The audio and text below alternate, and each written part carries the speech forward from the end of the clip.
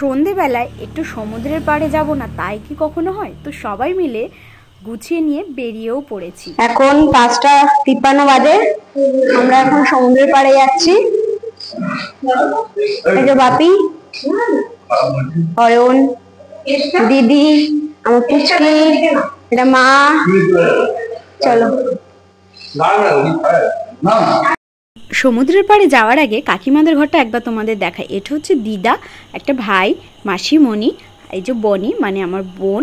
বোন একটু লজ্জা পাচ্ছিল, মাথা নিচু করে রেখেছিল। কাকিমা ছিল, এখানে ভাই ছিল, আর এখানে ইনি হলেন আমার কাকা।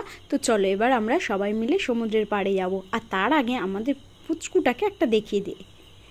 এই দেখো ছোট্ট পুচকু।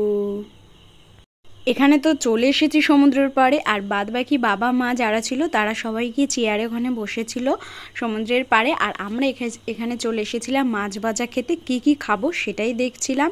তো এখানে প্রচুর ধরনের মাছ ছিল, কিন্তু আমার প্রিয় ছিল লোটে মাছ, সেটা আমি দেখতে পাইনি কোথায় ছিল।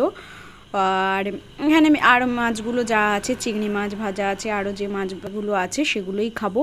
তো কি খাবো সেটা তোমাদেরকে দেখাবো। তার আগে এখানে দাদা দেখে নিচ্ছে মাছগুলো ঠিকঠাক আছে কিনা।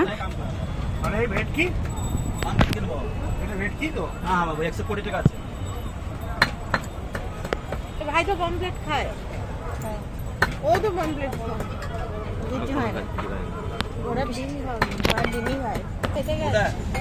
ছোটগুলো 40 টাকা করে, চিনখানা নাও 100 টাকা।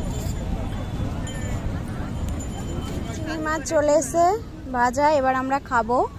আর কাঁকড়া ভাজা এখনো হচ্ছে, তো আমরা এটা খাই। কড়াতে ভাজা, আর এরা নজর দিচ্ছে। আমি খেয়েছি। চিংড়ি মাছটা খাওয়ার পরে চলে এসেছিল কাঁকড়া। কাঁকড়াটাও কিন্তু খেতে আমাদের ভালোই লেগেছে। তো আমরা সবাই মিলেমিশে খেয়েও নিলাম।